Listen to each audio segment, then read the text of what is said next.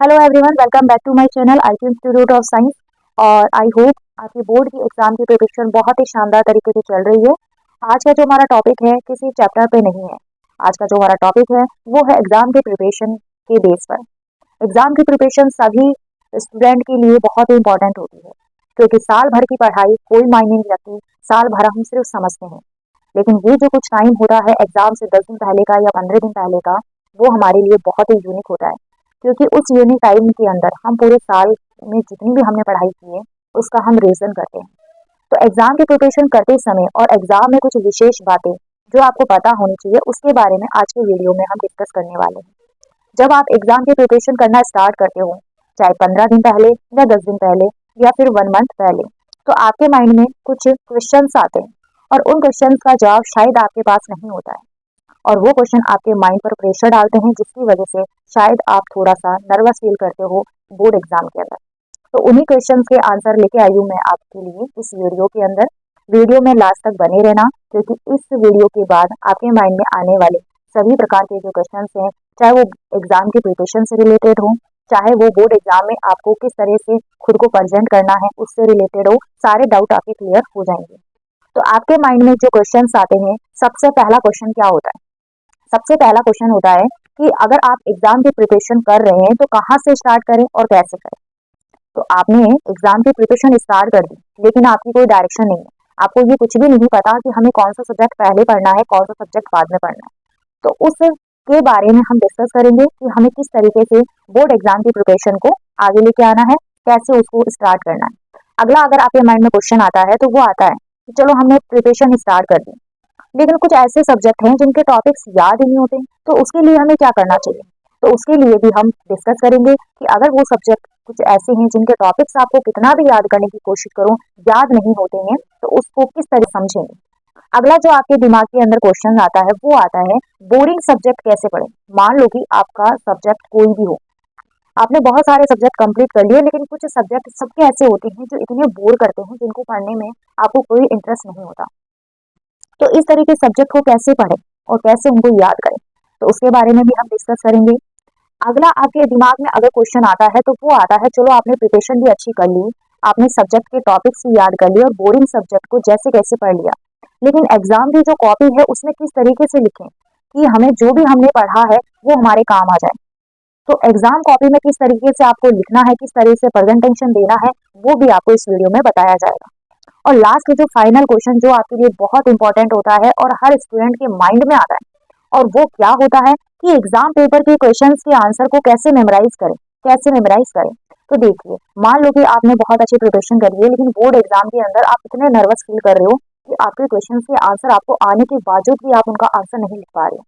तो उसको आपको किस तरीके से हैंडल करना है उसके बारे में भी आपको अच्छे से इस वीडियो में बताया जाएगा। तो हम एक एक करके सभी क्वेश्चन को समझते हैं और उनका आपको किस तरीके से खुद को प्रेजेंट करना है उसके बारे में आपको बताते हैं। आपके माइंड का पहला क्वेश्चन, एग्जाम की प्रिपरेशन कैसे और कहां से करें। तो इसका आंसर आपके पास शायद हो भी और ना भी। कुछ बच्चे ऐसे होते हैं जो पूरे साल भर पढ़ाई करने के बाद में अपने रिवीजन को और स्ट्रॉन्ग करने के लिए बहुत कुछ करते हैं, बहुत सारे एक्स्ट्रा नोट्स पढ़ते हैं, बहुत सारी किताबों में से देखते हैं, इंपॉर्टेंट क्वेश्चंस को सॉल्व करते हैं और उनके पास में बहुत सारा मटेरियल होता है पढ़ने के लिए। लेकिन कुछ स्टूडेंट ऐसे भी होते हैं जिन्होंने साल भर कुछ भी नहीं पढ़ा और अब वो एग्जाम की प्रिपरेशन कर रहे हैं, तो उनको किस तरीके से अपनी प्रिपरेशन को स्टार्ट करना चाहिए। देखिए, सबसे पहले आपको क्या करना चाहिए, आपके एग्जाम से रिलेटेड जो भी स्टडी मटेरियल हो, मतलब आपके जो भी सब्जेक्ट है और आपको उन सब्जेक्ट को किन बुक से पढ़ना है या नोट से पढ़ना है, आपके पास कौन सा सही स्टडी मटेरियल है उसको आप डिसाइड करो, उसको चुनो। मान लो कि आपने स्टडी मटेरियल कलेक्ट कर लिया, लेकिन वो आपके सिलेबस के अकॉर्डिंग है ही नहीं, तो उसको पढ़ने से कोई फायदा नहीं होने वाला। तो जब भी आप एग्जाम की प्रिपरेशन करते हो तो सबसे पहली बात यह है कि आपको अपने एग्जाम से रिलेटेड जो भी आपका स्टडी मटेरियल है उसको आपको चुनना है। आपका डिसाइड करना है कि आपको कौन से स्टडी मटेरियल से पढ़ना है। अगला आपको क्या करना है, आपके बोर्ड एग्जाम के सिलेबस का एनालाइज आपको करना है कि बोर्ड एग्जाम के अंदर जो आपका सिलेबस है, हर सब्जेक्ट का अलग अलग सिलेबस होता है, उसका आपको एनालाइज करना है। एनालाइज कैसे करोगे, सबसे पहले आपकी जो भी बोर्ड है उसकी वेबसाइट पे आप जाओगे और अपनी क्लास का सिलेबस डाउनलोड करोगे। डाउनलोड करने के बाद आपके हर सब्जेक्ट की अलग अलग लिस्ट बनाओ जिसके अंदर आपका सिलेबस इंक्लूड करो। सिलेबस के अंदर वो सभी टॉपिक आपको दिए हुए होंगे जो आपके बोर्ड एग्जाम में उनसे क्वेश्चंस आएंगे। अब आपने दो काम कर लिए, आपने स्टडी मटेरियल को भी चूज कर लिया और आपने सिलेबस का एनालाइज भी कर लिया। इसके बाद जो आपको काम करना है वो है सभी सब्जेक्ट को पढ़ने का टाइम फिक्स करें। मतलब अब आप बात आती है कि सब्जेक्ट को आपको डिवाइड करना है कि कौन से टाइम आपको कौन सा सब्जेक्ट पढ़ना है। तो आपके मॉर्निंग का टाइम जो होता है उसमें वही चीजें पढ़े आप जो आपको समझने की होती है। जैसे आपने साइंस पढ़ ली, हिस्ट्री पढ़ ली, मैथ को कभी मॉर्निंग में मत पढ़िए क्योंकि मैथ को सॉल्व करना होता है और सॉल्व करने वाली चीजों को हमेशा नाइट में पढ़िए। क्योंकि नाइट में पढ़ने से क्या होता है कि आपको नींद नहीं आती है, क्योंकि याद करने वाली और समझने वाली चीजों को अगर आप नाइट में कवर करते हो तो आपकी ये प्रॉब्लम रहेगी कि आपको आलस आएगा, आपका इंटरेस्ट खत्म हो जाएगा, आपको नींद आएगी, आपको बोरियत महसूस होगी। तो आपको नाइट वाला समय मैथ को देना है। मॉर्निंग के समय आप रखिए साइंस को या हिस्ट्री को। आपका जो आफ्टरनून का समय है उस टाइम आप हिंदी को और इंग्लिश को प्रायोरिटी दे सकते हैं, या फिर इंग्लिश किसी की वीक है तो आप शाम के टाइम उसको दे सकते हो। तो इस तरीके से आप क्या कर सकते हो, अपने हर सब्जेक्ट का टाइम फिक्स करो। उसके बाद में आपको क्या करना है वो देखिए। उसके बाद में आपको जो सब्जेक्ट आपका फेवरेट है उससे पढ़ना स्टार्ट करें। देखिए, सबसे पहले अगर आपको उस सब्जेक्ट से स्टार्ट करना है जो सब्जेक्ट आपका बहुत ज्यादा फेवरेट है। सबके फेवरेट सब्जेक्ट होते हैं, कोई भी ऐसा स्टूडेंट नहीं है जिसका कोई फेवरेट सब्जेक्ट नहीं है। किसी का मैथ होता है, किसी का साइंस होता है, किसी की हिस्ट्री तो किसी का इंग्लिश, किसी की हिंदी। तो सबके फेवरेट सब्जेक्ट होते हैं। जब भी आप एग्जाम की प्रिपरेशन स्टार्ट करो तो सबसे पहले उसी सब्जेक्ट को आपको पढ़ना चाहिए। क्यों पढ़ना चाहिए आपको? इसलिए क्योंकि उसको पढ़ने से आपकी धीरे धीरे क्या होगी, हैबिट भी बनेगी और आपका इंटरेस्ट रहेगा पढ़ाई करने में। मान लो कि स्टार्टिंग में ही आपने बोरिंग सब्जेक्ट को उठा लिया तो आपका मूड खराब हो जाएगा और आप क्या करोगे, उस दिन को डिले कर दोगे, स्कीप कर दोगे, कहोगे, खुद से कहोगे कि नेक्स्ट डे पढ़ना स्टार्ट करेंगे। तो जब भी आप डिसाइड करते हो कि हमें आज से पढ़ाई स्टार्ट करनी है तो आप उसी सब्जेक्ट को पहले प्रायोरिटी दो जो सब्जेक्ट आपका फेवरेट है। अगला लास्ट जो आपको काम करना है वो है जो सब्जेक्ट जल्दी कवर हो सके पहले उन्हें फिनिश करें रिवीजन करके। देखिए, आपने साल भर पढ़ाई करते हो, आप समझते हो चीजों को। तो कुछ ऐसे सब्जेक्ट होते हैं कि आपको ऐसा लगता है कि अगर मैं इसका रिवीजन कर रहा हूँ या कर सकता हूँ, अगर मैं इसका रिवीजन करता हूँ तो बहुत जल्दी इस सिलेबस को मैं कवर कर सकता हूँ। तो सबसे पहले आप उसी सब्जेक्ट को चूज करें और जल्दी से कवर करने की कोशिश करें। इससे क्या होगा, जितनी जल्दी आप सिलेबस को कवर करेंगे उतनी ही जल्दी क्या होगा, आपका जो सभी स्टडी मटेरियल है धीरे धीरे धीरे धीरे वो कवर होता जाएगा। सब्जेक्ट जो होता है जो जल्दी से कवर हो सके। मान लो कि आपकी हिंदी है, आपको ऐसा लगता है कि मैं 2 या 3 दिन इसको पढ़ूंगा तो मेरा पूरा सिलेबस कवर हो जाएगा, या संस्कृत है या साइंस है जो भी आपने बहुत अच्छे से पढ़ रखा है। देखो, जल्दी वही कवर होता है हमारा सब्जेक्ट जो हमने अच्छे से पढ़ रखा होता है। जो अच्छे से हमने सब्जेक्ट पढ़ रखा होता है वो बहुत जल्दी कवर हो जाता है, क्योंकि एक बार रीजन से ही वो हमारी चीजें समझ में आ जाती है, हमारे माइंड में आ जाती है। तो आपको इस तरह एग्जाम की प्रिपरेशन करनी है और कहाँ से स्टार्ट करनी है वो भी आपको बता दिए। आप उसी सब्जेक्ट से स्टार्ट करें जो आपका बहुत ज्यादा फेवरेट हो। अब चलते हैं, हमारा जो माइंड में नेक्स्ट क्वेश्चन आता है वो क्या है और उसमें हमें क्या करना चाहिए। अगला जो हमारे माइंड के अंदर क्वेश्चन आता है वो होता है कुछ सब्जेक्ट के टॉपिक्स याद नहीं होते। ये तो हर स्टूडेंट की प्रॉब्लम होती है कि उनमें उनको क्या होता है, समझ में सब आता है लेकिन कुछ ऐसे टॉपिक्स आ जाते हैं जो आपका दिमाग खा जाते हैं और आपके दिमाग को हिला के रख देते हैं। और आप क्या करते हो, बार बार जितनी बार भी उसको पढ़ने की कोशिश करते हो आपको वो चीजें समझ में नहीं आती। तो उस टाइम आपको क्या करना चाहिए, जो टॉपिक याद नहीं होते हैं उनका रीजन ये है कि वो टॉपिक आपको समझ में नहीं आया। उसके लिए आपको दो तरीके अपनाने चाहिए।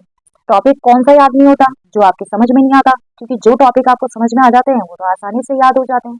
आया समझ में? तो उसके लिए आपको दो तरीके क्या अपनाने चाहिए। देखिए, पहला तरीका आपको ये अपनाना चाहिए कि सबसे पहले आपको जो भी टॉपिक समझ में नहीं आ रहा, जो आपका स्कूल का टीचर है जिससे आप बहुत अच्छा समझ सकते हैं, उस टीचर से आप समझने का प्रयास करें और उस टीचर के वीडियोस भी देख सकते हैं। मतलब ये कि आपका कोई स्कूल टीचर जो आपको बहुत अच्छे से समझा सकता है या आपको उसका पढ़ाया हुआ समझ में आता है तो आप उससे समझने की कोशिश कीजिए। अगर आपको फिर भी समझ में नहीं आता है तो वो सोशल मीडिया में बहुत से ऐसे टीचर होते हैं जो बहुत अच्छा पढ़ाते हैं, तो आप उनके वीडियोस देख सकते हैं, उनके नोट्स को देख सकते हैं। और अगर फिर भी आपको समझ में नहीं आता है या याद नहीं होता है तो उस टॉपिक को लिख लिख के याद कर सकते हैं। तो ये दो तरीके होते हैं कि जो सब्जेक्ट या जिस सब्जेक्ट के टॉपिक्स आपको याद नहीं होते हैं तो उसके लिए आप ये दो तरीके अपना सकते हैं। फिर तो पक्का याद होने वाला है, क्योंकि कहते हैं ना, जो चीजें पढ़ पढ़ के याद नहीं होती उसको लिख लिख के याद कर सकते हैं। और ये तरीका स्टूडेंट के लिए बहुत ही ज्यादा बेस्ट होता है। बहुत से ऐसे स्टूडेंट होते हैं जो इस तरीके को फॉलो करते हैं और बहुत अच्छी परसेंटेज भी कवर कर लेते हैं। अगला जो आपके माइंड में क्वेश्चन आता है वो आता है बोरिंग सब्जेक्ट को कैसे पढ़ें। बोरिंग सब्जेक्ट को कैसे पढ़ें? तो बोरिंग सब्जेक्ट तो सभी के होते हैं। किसी का मैथ बोरिंग होता है, किसी का साइंस तो किसी का इंग्लिश। और जब एग्जाम की प्रिपरेशन वो करते हैं तो वो परेशान हो जाते हैं, क्योंकि वो अच्छे वाले जो सब्जेक्ट होते हैं, जो उनके फेवरेट होते हैं, उनको तो बहुत आसानी से कर लेते हैं। लेकिन बात आती है जो बोरिंग की, वो अपना मूड खराब कर लेते हैं। तो आज इस वीडियो में आपको बोरिंग सब्जेक्ट को कैसे पढ़ें उसका तरीका बताया जाएगा। कुछ ऐसे टिप्स जो आपको लाइफ टाइम हर सब्जेक्ट में अच्छे मार्क्स कवर करवा सकता है, चाहे वो आपका बोरिंग हो या कितना भी डल क्यों ना हो। क्योंकि सब्जेक्ट के अंदर इंटरेस्ट लेना वो आप पे डिपेंड करता है, लेकिन आपको बोरिंग सब्जेक्ट में भी मार्क्स दिलाना वो तो हम पे डिपेंड करता है। देखिए किस तरीके से। सबसे पहले सुनिए मेरी एक छोटी सी बात। बोरिंग सब्जेक्ट को सबसे लास्ट में पढ़े। ओ माय गॉड, ये क्या कह दिया मैंने। अगर बोरिंग सब्जेक्ट को सबसे लास्ट में पढ़ेंगे तो ऐसे तो हम उसको लास्ट में छोड़ देंगे और क्या पता हमारे पास टाइम नहीं बचे और हम पढ़ नहीं पाए। ऐसा बिल्कुल नहीं होने वाला। बोरिंग सब्जेक्ट को लास्ट में पढ़ने का मतलब ये है कि जब आपका सारा सिलेबस कवर हो जाए और आपके सारे टॉपिक कवर हो जाए, तब आपको बोरिंग सब्जेक्ट को पढ़ना स्टार्ट करना है। और उस बोरिंग सब्जेक्ट के अंदर आपको पढ़ना क्या है वो तो हम बताएंगे ना। देखिए, पहले जिन सब्जेक्ट को इजीली कवर कर सकते हो उन्हें करो। क्यों करो? ताकि माइंड पर प्रेशर थोड़ा कम हो जाए। मान लो कि आपके पास सिलेबस है 100% और आपने स्टार्टिंग ही बोरिंग सब्जेक्ट से कर दी, तो आप उसका 20 या 30% भी कवर नहीं कर पाओगे और एग्जाम भी पास आ जाएंगे और आपका 70% सिलेबस रिमेनिंग में बच जाएगा। अब बताओ, माइंड पे प्रेशर होगा कि नहीं होगा? लेकिन आपने बोरिंग सब्जेक्ट को थोड़ा सा इग्नोर किया और जो सब्जेक्ट अच्छे हैं उनको आपने अच्छे से कवर कर लिया। तो सोचो, आपने 80% सिलेबस कवर कर लिया। फिर आपको उस टॉपिक को कवर करना है जो टॉपिक क्या करने हैं आपको समझ में नहीं आए थे। तो क्या होगा? एवरेज मार्क्स आ जाएंगे आपके। मतलब ये कि सबसे पहले आप इजी वाले जो सब्जेक्ट हैं वो कवर करो, उसके बाद में जो टॉपिक आपको समझ में नहीं आते उनको कवर करो, और लास्ट में बोरिंग सब्जेक्ट बचता है उसको कवर करो। ऐसा करने से क्या होगा, वो जो बोरिंग सब्जेक्ट होगा उसमें एवरेज मार्क्स आपके आ जाएंगे। अब देखिए, बोरिंग सब्जेक्ट सबका सेम नहीं होता। सबके बोरिंग जो सब्जेक्ट होते हैं ना, अलग अलग होते हैं। कोई किसी का साइंस तो किसी का मैथ, किसी का इंग्लिश, किसी का एसएसटी तो किसी का हिंदी और संस्कृत। तो मान लो कि आपका अगर साइंस बोरिंग है तो लास्ट टाइम में आपको उसके अंदर क्या पढ़ना है वो देखिए। आपको स्टेटमेंट से रिलेटेड चीजें पढ़नी है, लॉज पढ़ने हैं, डेफिनेशन पढ़नी है, फॉर्मूला से रिलेटेड पढ़ने हैं। अब ये देखिए, साइंस तो हमारी पूरी की पूरी बोरिंग है। फिर आपने ये क्या बता दिया। देखिए, स्टेटमेंट का मतलब होता है किसी की कही हुई बातें, क्योंकि किसी की कही हुई जो बातें होती है वो फैक्चुअल होती है, फिक्स होती है, तो उनमें कुछ समझने की कोई बात ही नहीं है। जितने भी साइंस में लोग होते हैं वो अपनी तरफ से नहीं होते, सारे फिक्स होते हैं, तो उसमें भी कुछ समझने की जरूरत नहीं है। डेफिनेशन किसी की होती है वो भी फिक्स होती है, उसको भी समझने की जरूरत नहीं है। कुछ कॉन्सेप्ट जो होते हैं फिक्स तो वो भी होते हैं, लेकिन आपको उनको समझने में प्रॉब्लम आती है। और बात करें फॉर्मूलाज की, वो तो बहुत इजी पड़ता है। तो अगर आपका साइंस सब्जेक्ट बोरिंग है तो आप लास्ट टाइम जो आपके पास बचता है, तब आप ये वाली चीजें कवर करके अपनी परसेंटेज को इंक्रीज कर सकते हो। अगला, अगर आपका मैथ बोरिंग है तो आपको उसमें क्या करना है? आपको उसमें सिर्फ ओनली फॉर्मूलाज बेस्ड या फिर क्या करना है, डायग्राम बेस्ड वाले क्वेश्चन पे फोकस करो। क्योंकि ये दोनों क्वेश्चंस अगर आपने एक बार पढ़ लिए तो उसमें समझने का कुछ नहीं है। फॉर्मूला फिक्स होता है, इसमें वैल्यू पुट करो, आंसर आपका आ जाता है। डायग्राम बेस का मतलब है कि आपको स्टेटमेंट दिया होता है, उसका डायग्राम बना के उसको सॉल्व करना होता है। तो ये दोनों चीज ऐसी होती है मैथ्स के अंदर जो हर बच्चा कर सकता है, चाहे उसको मैथ में इंटरेस्ट हो या ना हो। अगला, अगर आपका इंग्लिश बोरिंग है तो उसमें क्या करना है, उसमें जो ग्रामर वाला पोर्शन है वो कंप्लीट कर लीजिए।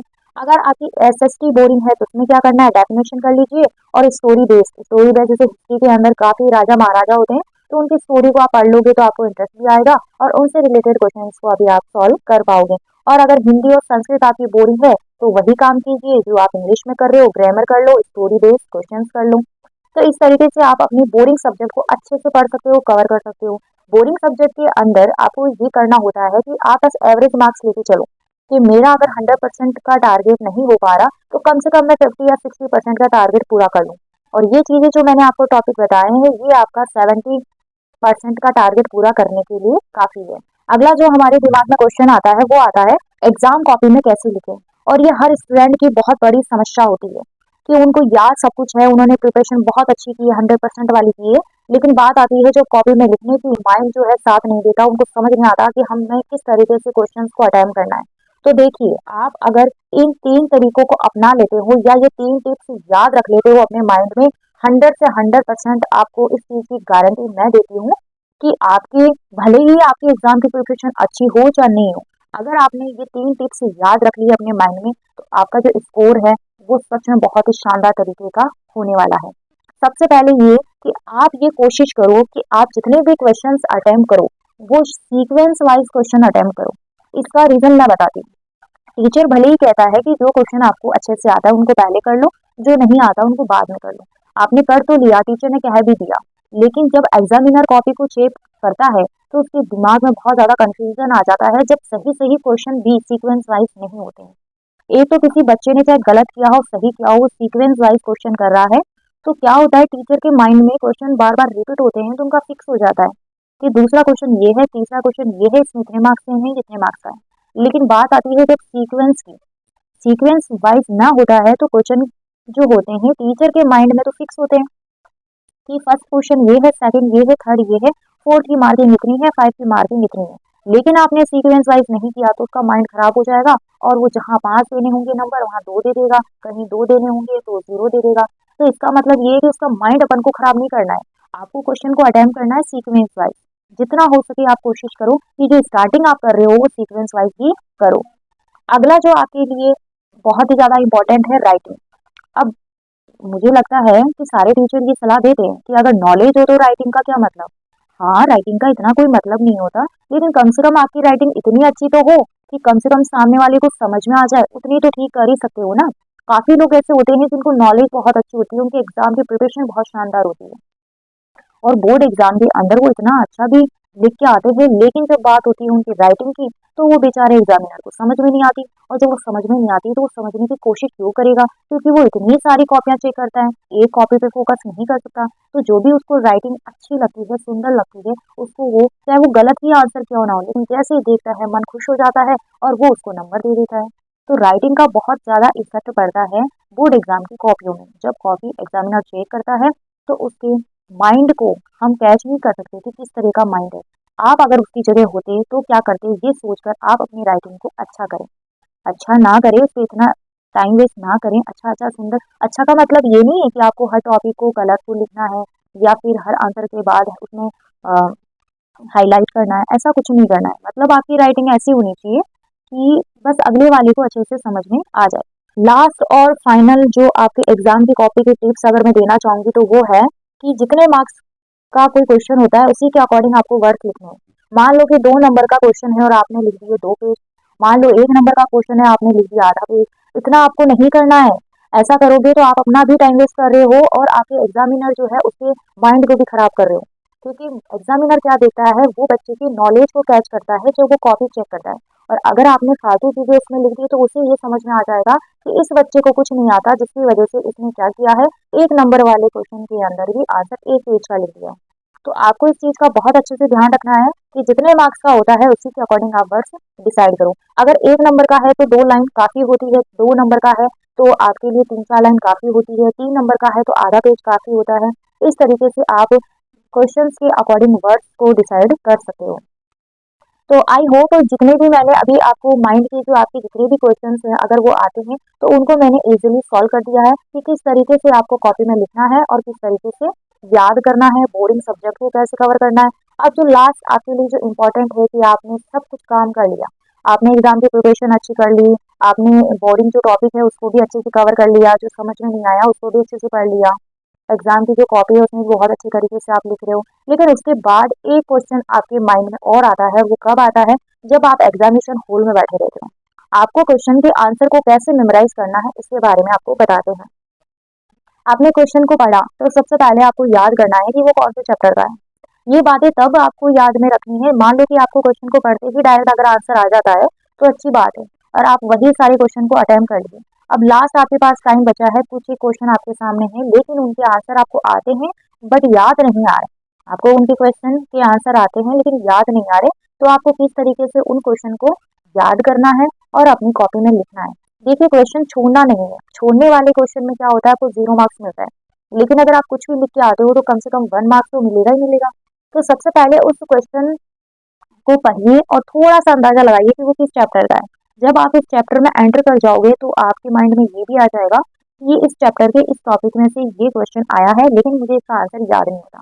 तो आपको कुछ भी नहीं करना है, उसी टॉपिक से रिलेटेड जितनी भी बातें आपको याद आ रही है वो सारी उस क्वेश्चन में लिख दो। लेकिन याद रहे उस क्वेश्चन को आप टॉपिक वाइज मत लिखना, पॉइंट लगा के मत लिखना, आपको उस क्वेश्चन का आंसर पैराग्राफ फॉर्म में लिखना है। पैराग्राफ फॉर्म में इसलिए लिखना है आपको क्योंकि जब आप टॉपिक वाइज लिखोगे या फिर पॉइंट लगा के लिखोगे तो आपका टीचर उसको पॉइंट टू पॉइंट देखेगा, जबकि हमें क्या करना है, वो टॉपिक हमें अच्छे से याद नहीं है, हम तो उसकी आसपास की बातें लिख रहे हैं, तो टॉपिक वाइज आपको नहीं लिखना है, आपको उसका पैराग्राफ बना के लिखना है। एग्जामिनर उसको पढ़े नहीं और बस आपका जो आंसर है उसको देख के टिक कर दे, थोड़ी कुछ ऐसी बातें जो उससे रिलेटेड है उसको पढ़ ले, क्योंकि पैराग्राफ जो होता है एग्जामिनर बहुत कम देता है, इतनी सारी कॉपियां उसके पास आती है, उसके पास इतना टाइम नहीं होता है कि वो कॉपी का आंसर को चेक करे। आप उस क्वेश्चन के आंसर को पैराग्राफ फॉर्म में लिखते हो तो वो एग्जामिनर क्या करेगा, उसको पढ़ेगा नहीं और 5 मार्क्स तो नहीं देगा, तो कोई बात नहीं, 2 देगा, 3 देगा, जितने भी आपको फ्री में मार्क्स मिल रहे हैं वो आपके लिए काफी हैं। तो इस तरीके से आप अपने जितने भी क्वेश्चन हैं उन सबको अटेम्प्ट करके आ सकते हो, चाहे वो आपको याद हो चाहे याद ना हो। आई होप आज का वीडियो आपके लिए बहुत ही ज्यादा यूजफुल रहा होगा।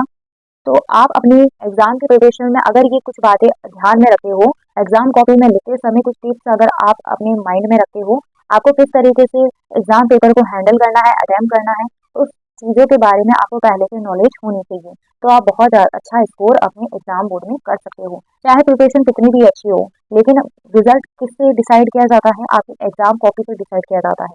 तो एग्जाम कॉपी के अंदर आपकी अगर वो प्रिपरेशन जो है उसका इफेक्ट अगर अच्छा दिखता है तो ही आपके रिजल्ट बहुत ही अच्छे आते हैं। तो मिलते हैं नेक्स्ट वीडियो में एक नए टॉपिक के साथ, तब तक जुड़े रहिए मेरे चैनल से। Thanks for watching my video.